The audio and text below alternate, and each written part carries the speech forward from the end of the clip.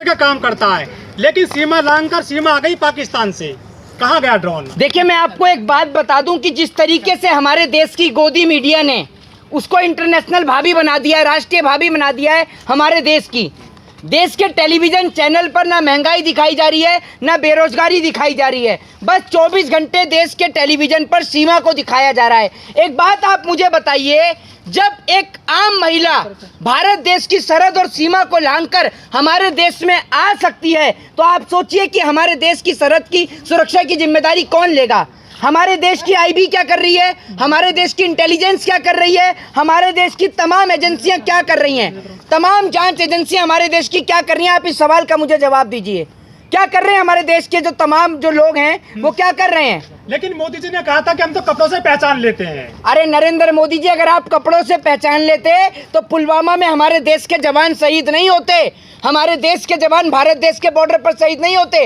आज आप इसी से अंदाजा लगा सकते हैं कि कश्मीर के अंदर जो आतंकवादी घटनाएं होती हैं, कश्मीर के अंदर जो आतंकवादी हमले होते हैं, इनके हमले करने के लिए जो पाकिस्तान से लोग आते हैं, उनको कोई रोक और टोक नहीं होती। आप ये समझ लीजिए, क्योंकि जब एक महिला हमारे देश में आ सकती है और आकर शादी कर कर उत्तर प्रदेश के नोएडा में रह सकती है, एक लंबे समय से रह रही थी, कई महीने से, तब उसके ऊपर कोई कार्रवाई नहीं हुई, तो आप सोचिए कि हमारे देश की सरहद की जिम्मेदारी कौन लेगा?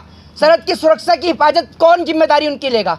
गृह मंत्री जी उत्तर प्रदेश गए थे, तो उन्होंने कहा था कि दूरबीन से देखने से भी बदमाश। भाई साहब, हमारे देश के गृह मंत्री चुनावी रैली में जाते हैं, ठीक है ना? हमारे देश के गृह मंत्री जी ऐसे हैं, इतने पढ़े लिखे हैं हमारे देश के गृह मंत्री की आपको पता ही है कि 12वीं के बाद जो 10वीं में एडमिशन ले रहा था उसको लैपटॉप दिला रहे थे। और देश के गृह मंत्री के बारे में ज़्यादा मत खुलवाइए, पूरे देश का इतिहास सबको पता है, देश के गृह मंत्री का क्या इतिहास है, कि देश के गृह मंत्री स्वयं तड़ीपार रहे हैं, पूरा देश जानता है। दूसरी बात ये कि हमारे देश की ज़मीन को उधर देख रहे हैं आप, अरुणाचल प्रदेश पे चाइना ने कैप्चर कर रखा है, इधर आप देख लीजिए सीमा जैसे लोग हमारे देश में घुसकर आ जाते हैं, और देश के लोग जो हैं वो बड़ी तेजी से चिल्ला रहे हैं। मैं आपको एक बात बता दूं कि अभी जो लड़का जो है जिसका नाम सचिन है, अगर इस लड़के का नाम सचिन की जगह पर सलमान या आरिफ होता ना, भाई साहब, ये देश की मीडिया जो उसको भाभी बताने में लगी हुई थी, अभी तक उसको क्या कहते हैं, लड़के को ये देशद्रोही साबित कर देते, उसको आतंकवादी साबित कर देते। लेकिन अब सारी देश की गोदी मीडिया चुप और मौन बैठी हुई है।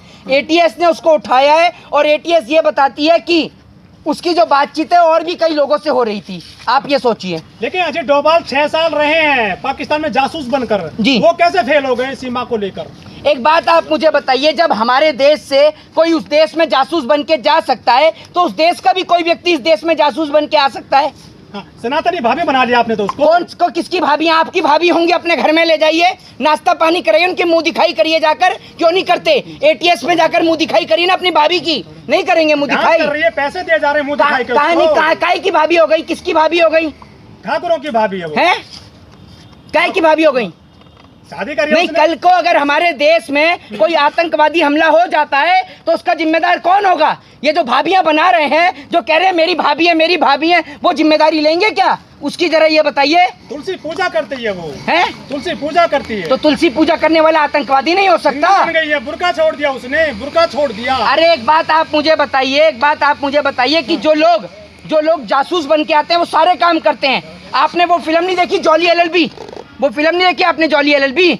आप उसके अंदर देखिए नहीं। और एक अक्षय कुमार की एक फिल्म आई थी जिसके अंदर आपने देखा होगा कि जिस तरीके से वो एक पंडित जो है वो मुसलमान होता है और पंडित बनकर आता है, जो छिपकर रह रहा होता है। तो जासूस लोग तो होते ही ऐसे हैं। अगर सचिन सलीम होता फिर क्या होता? अगर वो सलीम होता तो अभी देश की गोदी मीडिया खप्पर भर रही होती और उसके ऊपर देशद्रोह का मुकदमा दर्ज हो गया होता। हाँ। देशद्रोह का मुकदमा दर्ज हो गया होता, उसको आतंकवादी, उसको टेररिस्ट घोषित कर दिया होता। लेकिन लड़के का नाम सचिन है ना, आप इस बात को समझिए। हाँ। तो उसको बड़ा ही उसको सनातनी बनाया जा रहा है। नरेंद्र मोदी से कोई पूछे कि इस देश में वोट नहीं मिल रहे, जो वहां से लोगों को यहाँ पर धर्म परिवर्तन करवाया जा रहा है, यहाँ की नागरिकता भी दी जा रही है क्या उनको? हाँ। ये तो बताइए। अच्छा, ज्योति मौर्य को बहुत इन्होंने ले लिया था अंटे पर मीडिया ने जी, और इसको भाभी बताया जा रहा है इसको सीमा को जी। ज्योति मौर्य ने जो अपने पति को लेकर थोड़ा सा विरोध जताया था। हाँ। और उसका जो डिवोर्स की जो बात शुरू करी थी तो काफी आलोचना की गई थी ज्योति मौर्य की। देखिए मैं आपको एक चीज बताता हूँ। इस देश में 2 तरीके की चीजें हैं। इस देश में जो कानून है ना, आप कहते हैं कि आप लोकतंत्र में रहते हैं, सबके लिए एक समान कानून है। कोई एक समान कानून इस देश में नहीं है। पहली बात तो ये कि सवाल सरकार से पूछा जाता है, लोग कहते हैं आप सेना से सवाल कर रहे हैं। सेना से कोई भी सवाल नहीं कर रहा है। सवाल इस देश की सरकार से होते हैं कि एक बात आप बताइए, एक महिला कैसे भारत देश का बॉर्डर क्रॉस करके भारत देश के अंदर आ जाती है और आकर उत्तर प्रदेश के नोएडा में एक लड़के के साथ रहने लग जाती है। सबसे पहले सवाल तो ये होता है खड़ा। लेकिन लोग कह रहे हैं कि जो मोदी जी नोएडा जाते हैं बार बार, इंटरनेशनल एयरपोर्ट बन रहा है वहाँ, सूचनाएं लीक हो सकती हैं इस महिला के द्वारा, ऐसा भी कहा जा रहा है। भाई साहब कुछ भी हो सकता है। पहली बात तो ये, एक बात आप मुझे बताइए कि वो लड़की जासूस है या नहीं है, ठीक है? ये बात कैसे पता चलेगी? जब तक पुलिस उससे कार्रवाई नहीं करेगी तब तक तो पता चलेगी नहीं। जब उसको एटीएस ने उठाया है, वो तो आप ये समझिए कि कोई देश में कोई बड़ी घटना नहीं हुई, देश में कोई बड़ी घटना भी घटित हो सकती थी। ऐसे अगर कोई भी सरहद क्रॉस करके हमारे देश में आ जाएगा तो आप सोच सकते हैं कि भारत देश की कहीं ना कहीं जो लोग हैं वो खतरे में है। भारत देश जो पूरा खतरे में है। लेकिन 4 इतने सुंदर बच्चे भी साथ लाइए, उनको तो अपना लीजिए।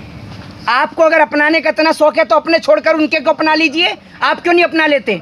बच्चे तो भगवान का रूप होते हैं। बच्चे भगवान का रूप होते हैं। अरे तो हमने कब कहा कि बच्चे शैतान का रूप होते हैं? अगर कल को कोई देश में कोई बड़ी घटना हो गई, आप एक काम करिए ना, एटीएस वाले से जाकर कहिए कि वो 4 बच्चों को मैं गोद ले लेता हूँ, आप बन जाइए उनके पापा। वैसे भी आप लोग इस देश में पूरी भूमिका अदा ही करते हैं। महंगाई बेरोजगारी पे तो आप पे कोई सवाल है ही नहीं। एक ये सीमा को लेके ही आप पे सवाल है। और आपकी तो भाभी भी है, भाभी है ना आपकी?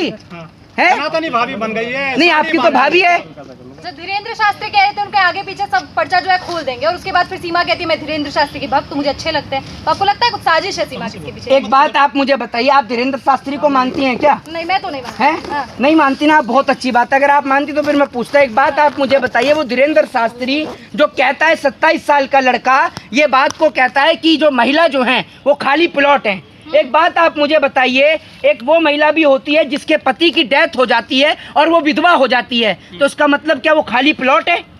आपके या किसी के भी घर की बहन बेटी क्या खाली प्लॉट है?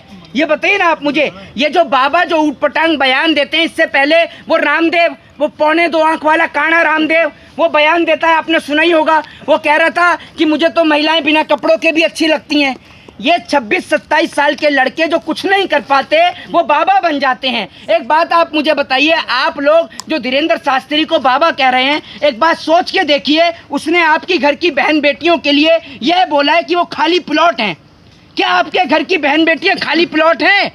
दीजिए ना आप इस सवाल का जवाब। लेकिन किसी भी महिला ने विरोध नहीं जताया मंच पर, वो तो हंस रही थी मजे से। अरे भैया हंस तो जब भी रही थी जब रामदेव ने बयान दिया कि मुझे तो महिलाएं बिना कपड़ों के अच्छी लगती हैं। उस टाइम पे देवेंद्र फडणवीस की वाइफ भी उनके पास बैठी हुई थी।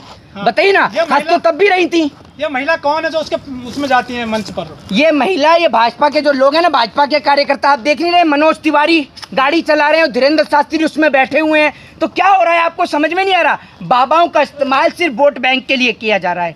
देश के अंदर हिंदू और मुसलमान कराने के लिए बाबाओं का इस्तेमाल किया जाता है। ये बात आप समझिए। महिला आयोग कहाँ पर है? महिला संगठन कहाँ पर है जो फटी जींस पर जो आंदोलन करने लग जाते हैं?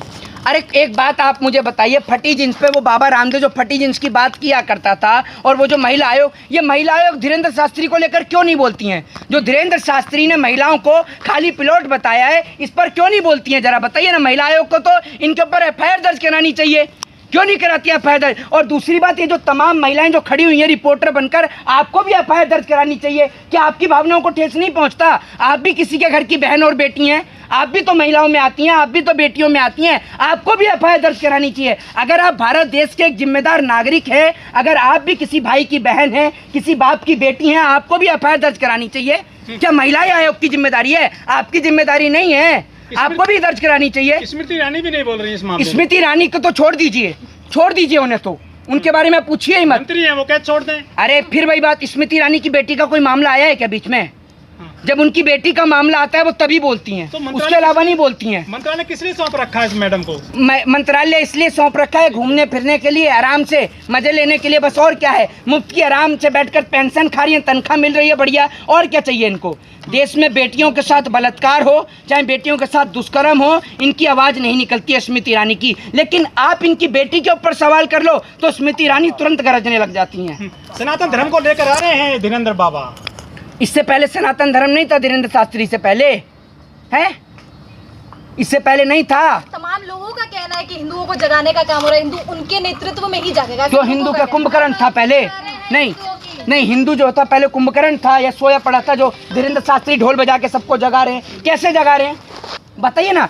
मैं आपको बताऊं, उल्टा ये जो लोग हैं सुलाने का काम कर रहे हैं। पहले हिंदुओं के बच्चे बाबा साहब का संविधान पढ़कर IAS IPS बना करते थे, डॉक्टर और इंजीनियर बना करते थे, लेकिन जब से ये 26-27 साल के बाबा आए हैं तब से इस देश का नौजवान या तो बजरंग दल में जा रहा है, या RSS में जा रहा है, या हाथ में तलवार उठा रहा है। वो कॉपी और कलम तो उठा ही नहीं रहा है। आप एक बात मुझे बताइए, क्या आप इसको हिंदुओं को जगाना कहते हैं कि उनके बच्चों के हाथ में तलवार आए, या फिर हिंदुओं को जगाना तब कहेंगे जब हिंदुओं के बच्चे डॉक्टर, इंजीनियर और IPS बने?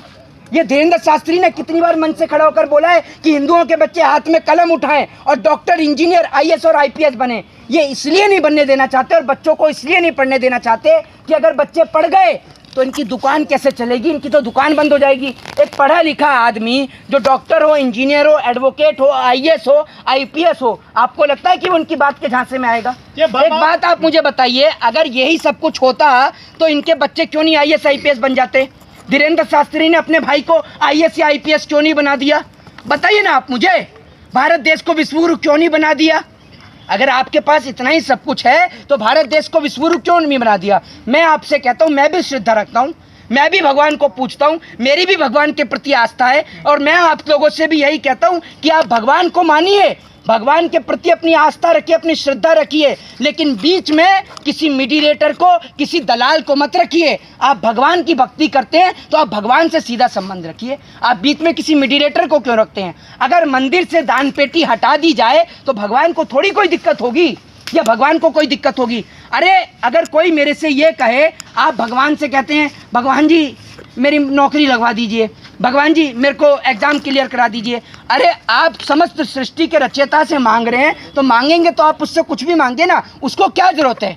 उसको आपके पैसों की ज़रूरत है? ये बताइए ना आप मुझे। भगवान को आपसे कौन से पैसों की ज़रूरत है? वो तो आपको देने वाला है, आपकी औकात है कि आप उसको कुछ देंगे? आप किस हैसियत से मंदिर की दान पेटी में चढ़ाते हैं पैसा?